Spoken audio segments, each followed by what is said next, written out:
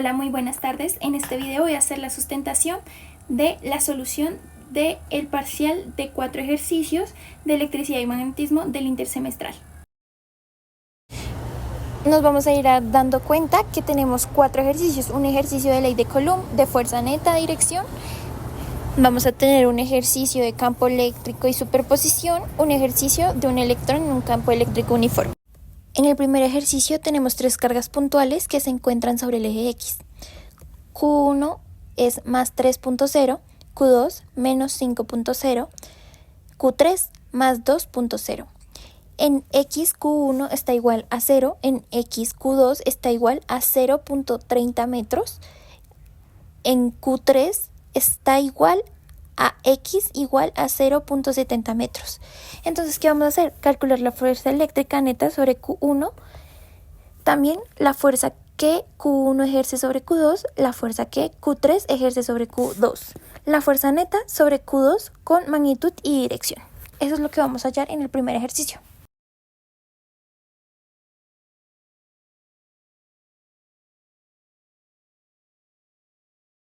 Lo primero que vamos a hacer es calcular y convertir todas las cargas a columpios y calcular la distancia relevante entre la distancia de la carga 1 y la carga 2, donde es 0,30 metros y la distancia entre la carga 3 y la carga 2 es de 0,40 metros. Para calcular cada fuerza utilizamos la ley de Coulomb, que dice que la fuerza es igual a la constante de Coulomb K multiplicado por el valor absoluto del producto de las dos cargas dividido entre la distancia al cuadrado. Luego, ¿qué vamos a hacer? Primero calculamos la fuerza que la carga 1 ejerce sobre la carga 2 y al reemplazar los valores, la fuerza que la carga 1 ejerce sobre la carga 2 me da en total 1,50 newtons. Como la carga 1 es positiva y la carga 2 es negativa, ellas dos se atraen. Y como la carga 1 está a la izquierda de la carga 2, la fuerza sobre la carga 2 apunta hacia la izquierda. Por eso el resultado lo dejamos como menos 1,50 newtons. Bueno, ahora calculo la fuerza que ejerce la carga 3 sobre la carga 2 con la misma fórmula que usamos anteriormente, que es la de Coulomb, pero con la distancia de 40 metros. Obviamente el resultado cambia y el resultado es 0,50.625 newtons. Obviamente, como la carga 3 es positiva y la carga 2 es negativa, también se atraen. Entonces, lo que hacemos es que la carga 3 ahora está a la derecha de la carga 2, entonces esta fuerza apunta hacia la derecha. Y así obviamente queda con signo positivo. Finalmente, lo que hago es sumar las dos fuerzas algebraicamente, respetando claramente los signos que acabé de justificar para obtener la fuerza neta sobre la carga 2.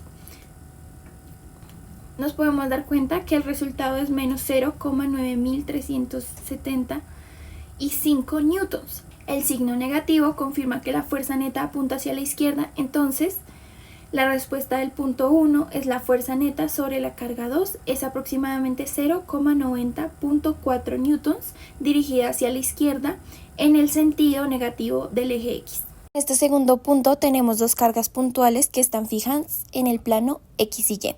Q1 es más 5.0, Q2 es menos 4.0, Q1 tiene una distancia en X de menos 0.30 metros y en Y de 0. Q2 de 0 en X y más 0.40 metros en Y. También en el origen se coloca una carga de prueba Q0 que es igual a más 2.0. Vamos a calcular la fuerza eléctrica neta sobre Q0 en forma vectorial como magnitud de la fuerza neta y como ángulo medido desde el eje más X. Bueno, para resolver este ejercicio, otra vez uso la ley de Coulomb. Entonces, para cada par de cargas, pero entonces en esta expreso cada fuerza como componente X y Y. Y la sumo como vectores.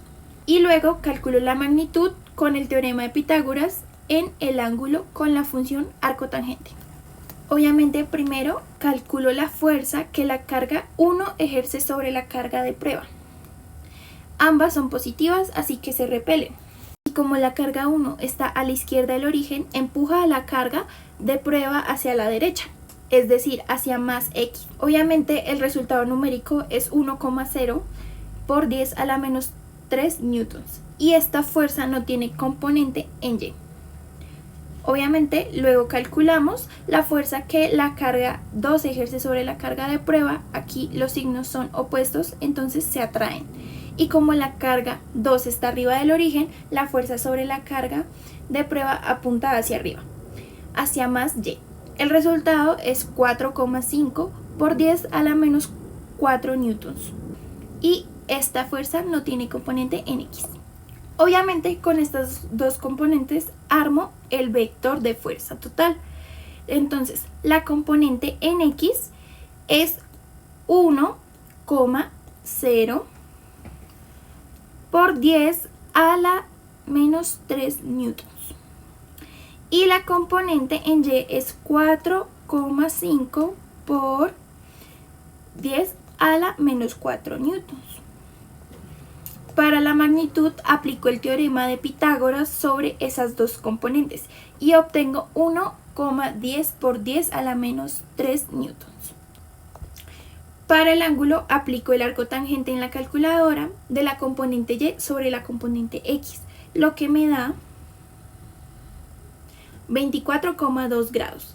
Como ambas componentes son positivas, el vector está en el primer cuadrante, así que el ángulo se mide directamente por encima del eje más X. En el tercer problema tenemos una distribución de carga negativa que se modela mediante tres cargas puntuales, donde la diferencia es que Q1 está en menos 0,20 metros en X y en Y en 0, Q2 está en 0,0 en X y Y en Q3 está en más 0,20 metros en X y 0 en Y. Calcule el campo eléctrico neto en el punto P igual a 0 en X más 0,30 metros en Y. También debe indicar qué componentes se cancelan por simetría: la contribución de la carga central, la contribución vertical de la carga lateral y el campo eléctrico neto con dirección. Antes de calcular, primero razono la dirección de campo. Como las tres cargas son negativas, obviamente el campo que genera cada una apunta hacia la carga, no alejándose de ella. Además, por simetría, el punto P está justo encima de la carga central y las dos cargas laterales son simétricas respecto al eje Y.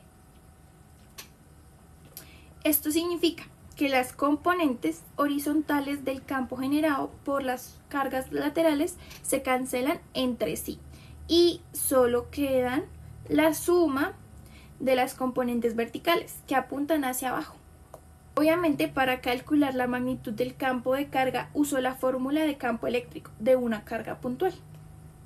Entonces, primero calculamos el campo generado por la carga central. La distancia de esta carga al punto P es de 0. Entonces, primero lo que hacemos es calcular el campo generado por la carga central. La distancia de esta carga al punto P es 0,30 metros. Obviamente, al aplicar la fórmula obtenemos 300 newtons por coulomb. Y como la carga es negativa, este campo apunta hacia abajo. Es decir, tiene solamente la componente en menos Y. Ahora calculo el campo de cada carga lateral. Primero encontramos la distancia de esa carga al punto P y luego, usando el teorema de Pitágoras, con un cateto horizontal de 0,20 metros y un cateto vertical de 0,30 metros. Esa distancia me da 0,371 metros. Y con esa distancia calculo la magnitud completa de la carga lateral, la cual es 200,7 newtons por coulomb. Pero entonces nos podemos dar cuenta que el campo no es completamente vertical, sino que solamente tomo una componente vertical multiplicando por la razón entre el cateto vertical y la hipotenusa. Entonces, y esa componente me da 170,2,8 newtons por coulomb hacia abajo. entonces nos podemos dar cuenta que el campo no es completamente vertical. Tomamos un componente vertical multiplicado entre el cateto vertical y la hipotenusa. Y esa componente vertical me da 272,8 newtons por columna hacia abajo para cada una de las dos cargas laterales. Bueno, esta componente vertical me da 272,8 newtons por columna hacia abajo para cada una de las dos cargas laterales. Finalmente, sumamos todas las componentes. Obviamente las componentes horizontales de las cargas laterales se cancelan por simetría, así que solo voy a trabajar con las componentes verticales. Entonces sería el campo de la carga central más 2 veces el campo vertical de cada carga lateral. El resultado lo podemos ver. Es 645,6 newtons por coulomb. Es el campo eléctrico neto en el punto P. Tiene una magnitud aproximadamente de 646 newtons por coulomb dirigido hacia abajo. En el problema 4, entre dos placas paralelas existe un campo eléctrico uniforme de magnitud E igual a 1.2 por 10 a la 4 newtons dividido coulomb. El campo eléctrico apunta verticalmente hacia arriba. Un electrón se libera desde el reposo a una distancia de 1.0 centímetros por encima de la placa inferior. Desprecie la fuerza gravitatoria sobre el electrón. Calcule la fuerza eléctrica sobre el electrón con dirección. La aceleración del electrón con la dirección, el tiempo que tarda en llegar a la placa inferior, la rapidez con la que llega a la placa inferior, la energía cinética justo antes de llegar a la placa y justifique brevemente por qué se puede despreciar la gravedad en este problema. Primero empezamos con los datos. Primero, obviamente, la carga del electrón, que es menos 1,60 por 10 a la menos 19 coulomb. Entonces su masa es 9,11 por 10 a la menos 31 kilogramos. Y la distancia es 0,010 metros. Y asimismo nos podemos dar cuenta que la velocidad inicial es 0. Bueno, para este ejercicio, que es la fuerza eléctrica, usamos la fórmula de fuerza igual al valor absoluto de la carga multiplicada por el campo. El campo apunta hacia arriba, pero como el electrón tiene una carga negativa, la fuerza sobre él es opuesta al campo, es decir, hacia abajo. Con esta fuerza calculamos de una vez la aceleración, dividiendo la fuerza de la masa del electrón, lo que nos da 2,11 por 10 a la 15 metros por segundo al cuadrado, también hacia abajo. Como el electrón parte del reposo y se mueve con la aceleración constante, uso la ecuación de posición, la cual es para movimientos uniformes acelerados. Primero despejamos el tiempo y luego de eso me da un tiempo de 3,08 por 10 a la menos 9 segundos. Luego, ya que tenemos el tiempo, calculamos la velocidad final, usando la velocidad igual a la aceleración por el tiempo, lo que me da 6,49 por 10 a la 6 metros por segundo al cuadrado. Luego calculamos la energía cinética por un medio de masa por velocidad al cuadrado, lo cual esto me da 1,92 por 10 a la menos 17 joules. Termino verificando que el cálculo sea correcto con la fuerza eléctrica. Entonces, la fuerza eléctrica la fórmula sería fuerza eléctrica por distancia. Y asimismo coinciden exactamente con la energía cinética. Confirmamos el resultado y lo expresamos en electrovoltios. Esta energía equivale a 120 electrovoltios. Por último, se nota que se desprecia la gravedad. ¿Por qué?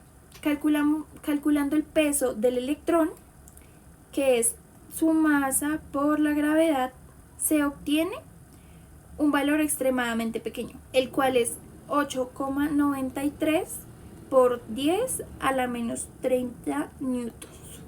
Lo único que hago es comparar la fuerza eléctrica con la gravitacional que calculé antes.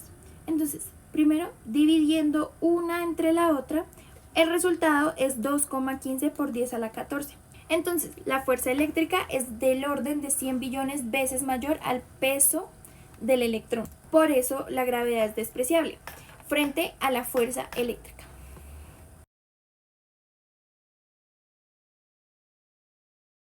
Entonces, en este parcial, pues obviamente usamos la ley de Coulomb, tanto en una línea recta como en el plano usando vectores. También usamos el principio de superposición para calcular el campo eléctrico, aprovechando la simetría del sistema. Y asimismo usamos las ecuaciones de movimientos uniformes acelerados para describir el comportamiento de una carga dentro de un campo eléctrico uniforme. Y también usamos el movimiento uniforme acelerado para describir el comportamiento de una carga dentro del campo eléctrico uniforme. En cada punto pues traté de verificar los resultados con un método alterno y obviamente con la calculadora teniendo eso en cuenta. Lo que me doy cuenta es que es una buena práctica como para confirmar los cálculos correctos y muchas gracias por su atención.